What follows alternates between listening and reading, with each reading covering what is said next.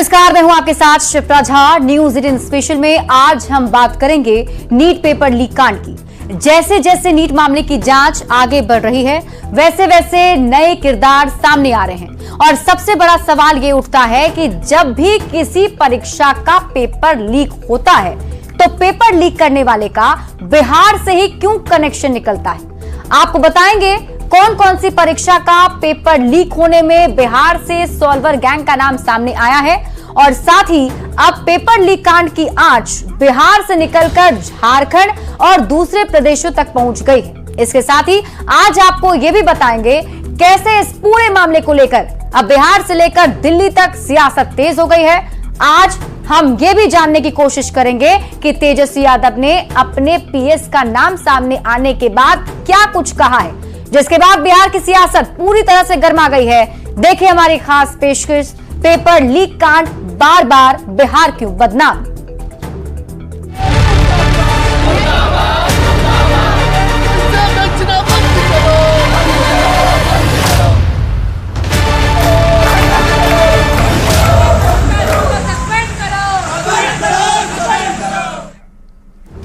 तो NEET paper leak कांड की जांच जैसे जैसे आगे बढ़ रही है, हर एक दिन नए किरदार का खुलासा हो रहा है और इस पूरे मामले में अब तक 13 आरोपियों की गिरफ्तारी भी हो चुकी है और अब एक दूसरे मास्टरमाइंड का नाम भी सामने आ गया, जो कि नालंदा का रहने वाला है।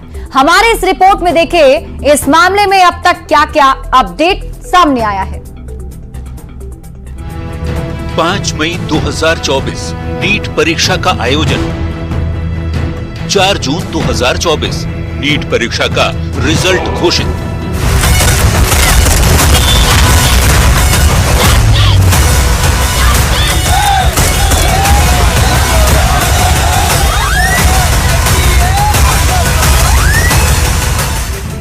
नीट परीक्षा को लेकर जारी विवाद थमने की बजाय बढ़ता ही जा रहा है और हर दिन इस पर नए नए अपडेट सामने आते जा रहे हैं। न्यूज 18 बिहार झारखंड में जब से नीट पेपर लीक कांड का खुलासा हुआ, तब से लगातार आपको पेपर लीक कांड की एक एक खबर पहुंचा रहा है। पटना से लेकर दिल्ली तक न्यूज 18 के संवाददाता लगातार पेपर लीक कांड से जुड़ी खबर पर नजर बनाए हुए हैं और आपको एक एक अपडेट की जानकारी दे रहे हैं। नीट पेपर लीक कांड की जांच कर रही बिहार की आर्थिक अपराध इकाई ने अब तक इस मामले में मास्टरमाइंड नीतीश कुमार, उसके साथ अमित आनंद और दानापुर नगर परिषद में इंजीनियर सिकंदर यादवेंदु के साथ कुल 13 आरोपियों को गिरफ्तार किया है।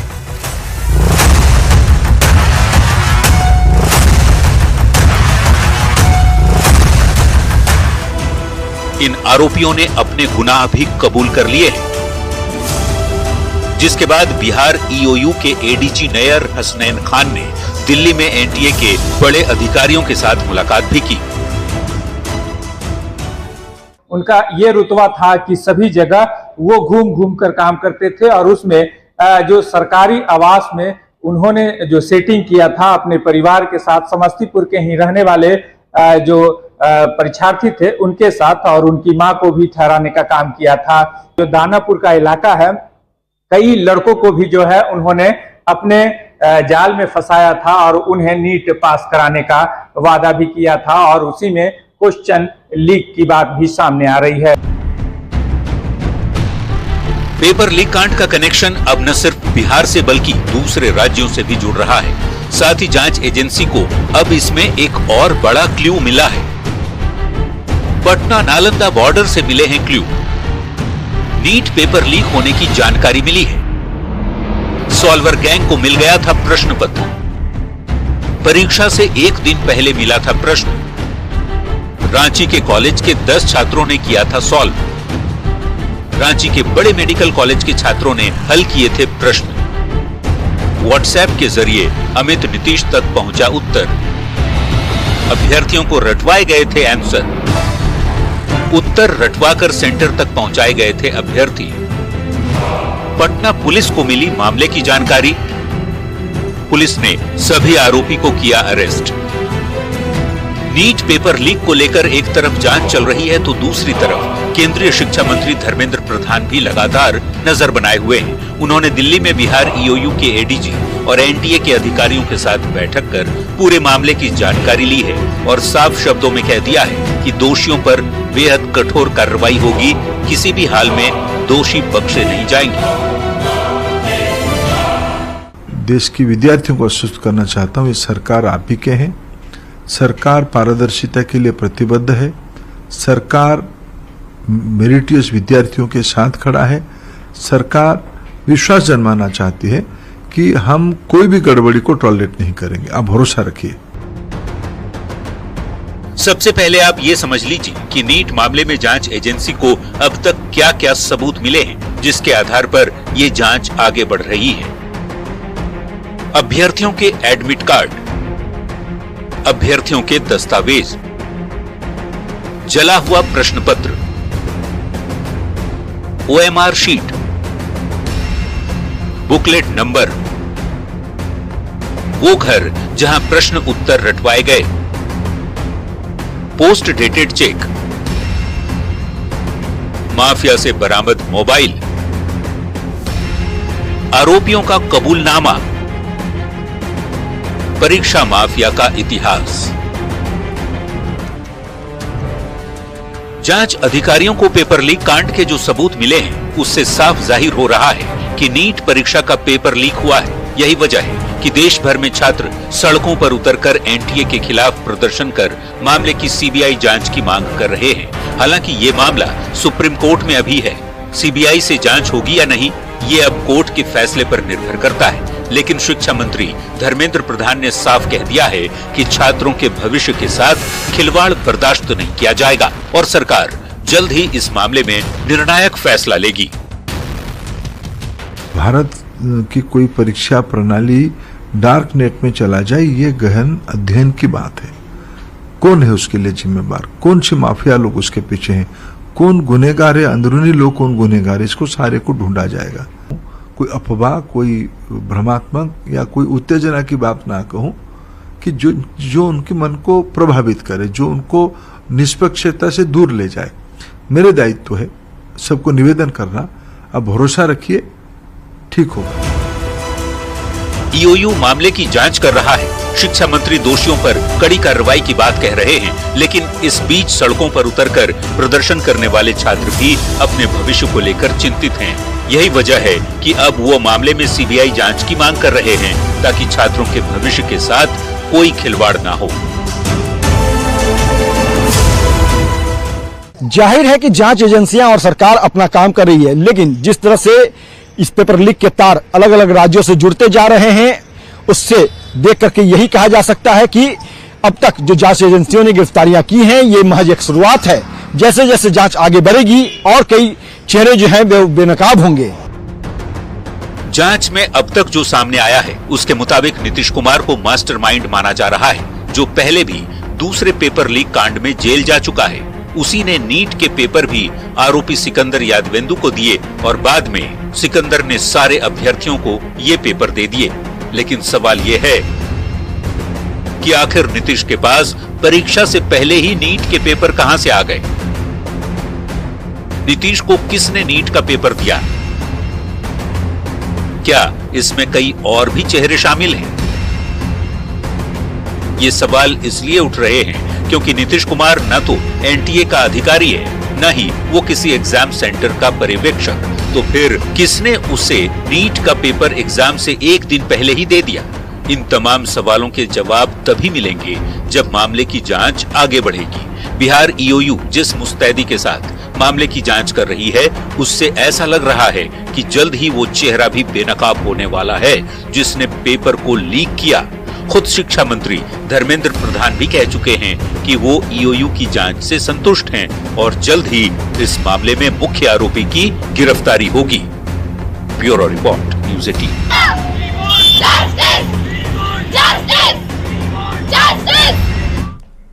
तो पेपर लीक कांड के बाद जांच एजेंसी लगातार कार्रवाई कर रही है, लेकिन सवाल ये उठता है कि जब भी किसी परीक्षा के पेपर लीक होते हैं, उसका कनेक्शन बिहार से ही क्यों जुड़ता है? और ऐसा नहीं है कि सिर्फ इस बार पेपर लीक कांड में बिहार के सॉल्वर गैंग का नाम सामने आया हो। बल्कि इससे पहले भी कई पेपर लीक हो चुके हैं, जिसमें बिहार के सॉल्वर गैंग का नाम सामने आ चुका है और इसमें कार्रवाई के साथ ही गिरफ्तारी भी हो चुकी है। 20 नवंबर 2003 कैट परीक्षा का पेपर लीक। 4 मई 2024 नीट परीक्षा का पेपर लीक।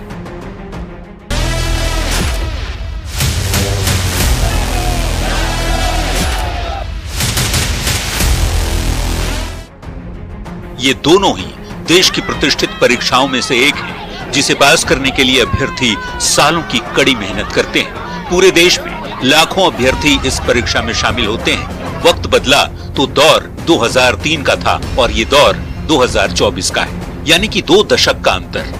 वक्त बदला, व्यवस्थाएं बदली, कई सरकारें आई और गई, लेकिन इन 2 दशक में यदि कुछ नहीं बदला तो वो है परीक्षा से पहले पेपर का लीक होना और पेपर लीक कराने वाले का बिहार से कनेक्शन। तब भी पेपर लीक होने के बाद परीक्षा कराने वाली एजेंसी पर सवाल उठे थे और अब भी परीक्षा लेने वाली एजेंसी सवालों के घेरे में है कि आखिर इतनी कड़ी सुरक्षा के बाद भी पेपर को लीक कैसे किया जाता है। आखिर इस पूरी व्यवस्था में लूप होल कहां है, जहां से बार बार पेपर लीक हो जाता है। लेकिन इन सब में एक बात जो कॉमन है वो ये कि तब भी पेपर लीक कराने वाला बिहार का रहने वाला था और आज 21 साल बाद नीट का पेपर लीक हुआ तो उसका भी मुख्य आरोपी बिहार का ही रहने वाला है। ये पहली बार नहीं है जब किसी परीक्षा के पेपर लीक का बिहार कनेक्शन सामने आया है। बीते कई सालों की बात कर लें तो दर्जनों ऐसे एग्जाम के पेपर लीक हुए हैं जिसमें आरोपी का किसी न किसी तरीके से बिहार से कनेक्शन मिला है और गिरफ्तारियां भी हुई हैं। इसी से आप अंदाजा लगा सकते हैं कि बिहार में सॉल्वर गैंग की जड़ें कितनी मजबूत हैं। हम ऐसा क्यों कह रहे हैं कि बिहार में एक बड़ा सॉल्वर गैंग पिछले 2 दशक से ज्यादा वक्त से सक्रिय है? ये जानने के लिए आपको कुछ आंकड़े दिखाते हैं, जिससे आपको ये पता चलेगा कि किन किन परीक्षाओं के पेपर लीक कराने का कनेक्शन बिहार से है। जून 2024 नीट परीक्षा का पेपर लीक। मार्च 2024 बिहार शिक्षक भर्ती परीक्षा 3। अक्टूबर 2023 पुलिस सिपाही भर्ती परीक्षा। अगस्त 2023 अमीन भर्ती परीक्षा। मई 2022 बीपीएससी 67वीं प्रारंभिक परीक्षा। फरवरी 2022 उत्पाद विभाग भर्ती परीक्षा। मार्च 2021 अग्निशमन सेवा भर्ती परीक्षा। जनवरी 2021 बिहार सिपाही भर्ती परीक्षा। फरवरी 2019 बिहार पुलिस भर्ती परीक्षा और अक्टूबर 2017 बिहार सिपाही भर्ती परीक्षा। इस लिस्ट को देखकर आपको अंदाजा लग गया होगा कि इस गैंग ने किस तरह से बिहार में अभ्यर्थियों की जिंदगी से खिलवाड़ करने का नेटवर्क बिछा रखा है। सॉल्वर गैंग का नेटवर्क बिहार में तो अपनी जड़ें जमा ही चुका है, लेकिन इसका अंदाजा इसी से लगाया जा सकता है कि उड़ीसा से लेकर राजस्थान और यूपी से लेकर के दिल्ली, हरियाणा तक जो भी पेपर लीक हुए हैं उसमें बिहार का कनेक्शन जरूर सामने आया है। ऐसा नहीं है कि प्रशासन ने सॉल्वर गैंग पर कार्रवाई नहीं की है या फिर सरकार ने इस सॉल्वर गैंग को रोकने के लिए कोई ठोस कदम नहीं उठाए हैं। जब भी पेपर लीक का मामला सामने आता है, शासन प्रशासन अपने स्तर पर कार्रवाई तो करता ही है, लेकिन हैरानी की बात यह कि हर बार ये गैंग सक्रिय हो जाते हैं। इस बार भी नीट पेपर लीक मामले में बिहार की ईओयू अपनी तरफ से कार्रवाई कर रही है। आरोपियों की गिरफ्तारी हुई भी है, लेकिन इस बार भी पेपर लीक कराने वाला बिहार का ही निकला है।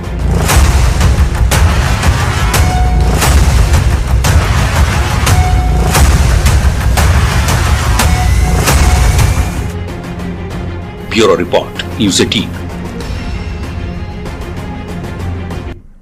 और नीट पेपर लीक कांड में जब से तेजस्वी प्रसाद के पीएस का नाम सामने आया है, उसके बाद से बीजेपी लगातार उनसे सवाल पूछ रही है, जिस पर तेजस्वी यादव ने पलटवार किया है, जिसके बाद बिहार में पेपर लीक कांड पर अलग ही सियासत शुरू हो गई है। नीट पर सवाल, बिहार में बवाल, गिरफ्त में आरोपी, रिश्ते पर सवाल, पक्ष विपक्ष में सियासत, बेशुमार।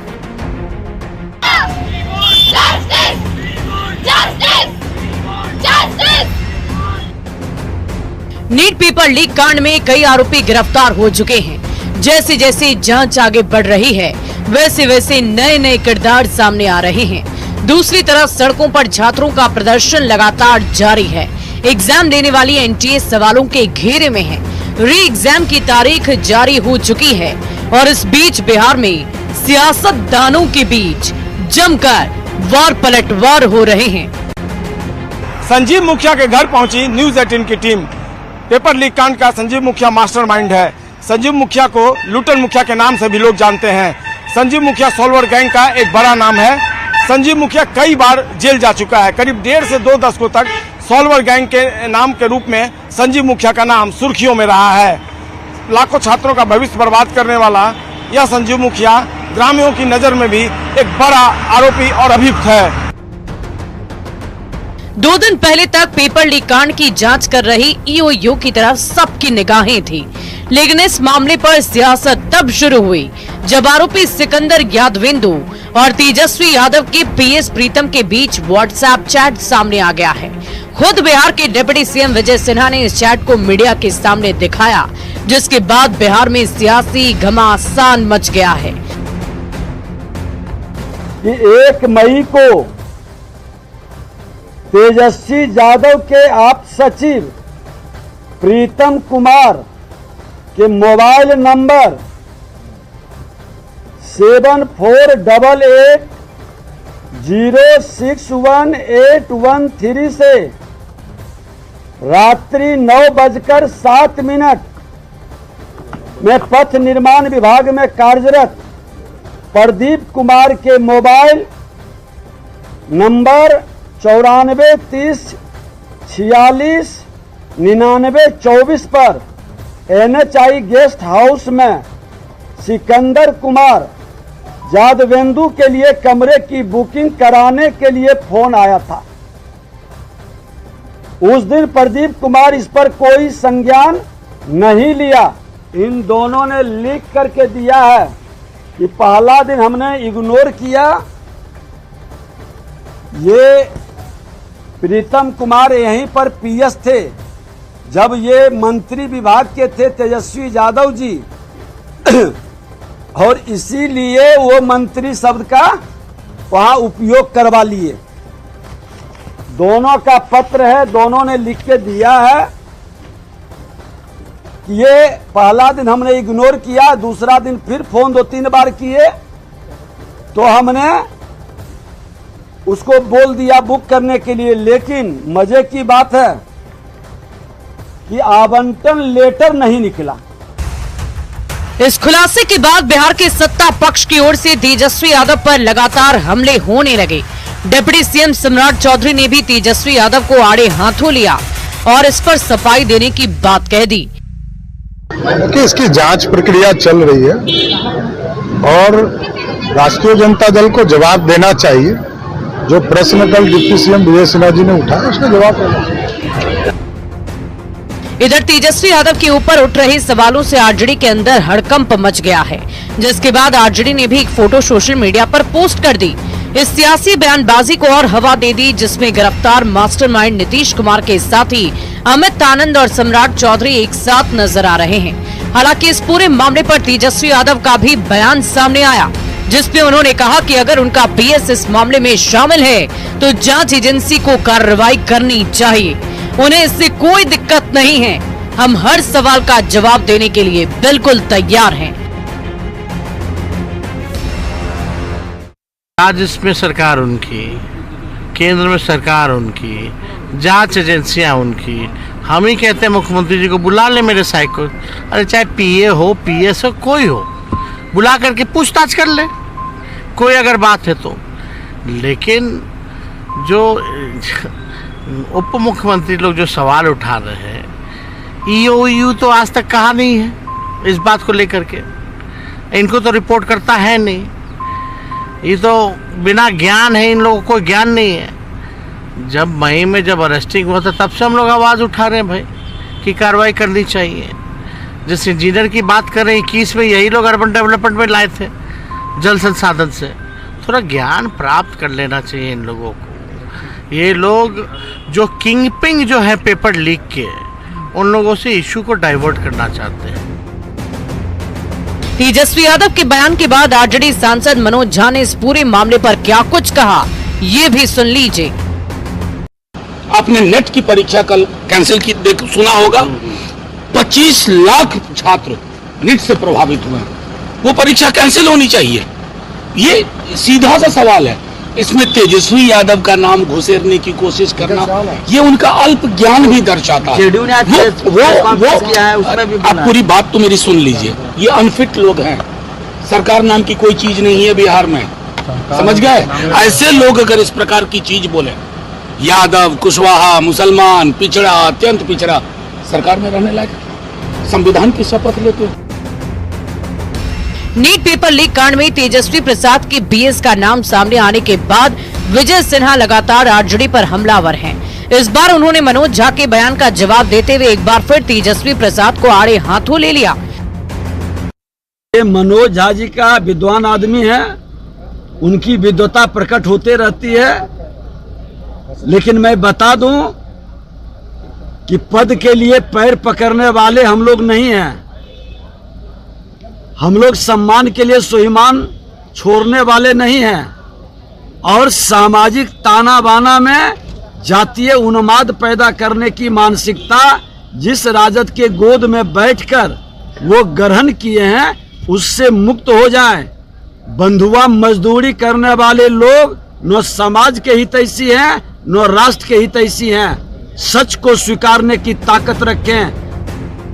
पेपर लीक कांड पर सिर्फ बिहार में सियासत नहीं हो रही है, बल्कि इसको लेकर कांग्रेस ने दिल्ली की सड़कों पर उतरकर प्रदर्शन किया और एनडीए के साथ सरकार को भी घेरा, जिस पर बीजेपी के राष्ट्रीय प्रवक्ता सुधांशु त्रिवेदी ने कहा कि विपक्ष खुद को सुप्रीम कोर्ट से भी ज्यादा बड़ा साबित करने की कोशिश कर रहा है, जबकि हम छात्रों के साथ खड़े हैं और किसी भी छात्र के साथ अन्याय नहीं होने देंगे।